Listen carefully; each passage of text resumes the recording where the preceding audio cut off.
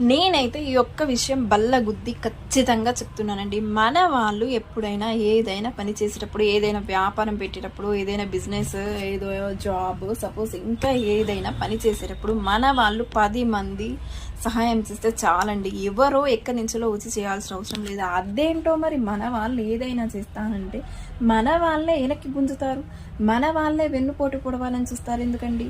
మన వాళ్ళు మన సరౌండింగ్లో డెవలప్ అవుతుంటారు. అదే వాడే కదా డెవలప్ అవుతున్నాడు అని సంతోషించాలి. వాడు మా వాడు అని చెప్పుకోవాలి. కానీ ఇలా ఎందుకు చేస్తారండి?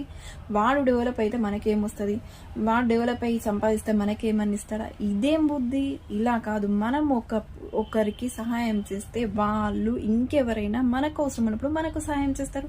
ఇలా ఆలోచించాలి. కానీ వాడు డెవలప్ అయితే మనకేమొస్తుంది, వాడికి ఎందుకు హెల్ప్ చేయాలి, వాడు ఎక్కడ డెవలప్ అవుతాడో అని ఇంకా ఏదైనా ఒకటి చేసి ఇవన్నీ వెనక్కి తగ్గి ఇవన్నీ ఏదో చేయాలని చూస్తారు. కానీ మంచిగా ఎందుకు ఆలోచించరు?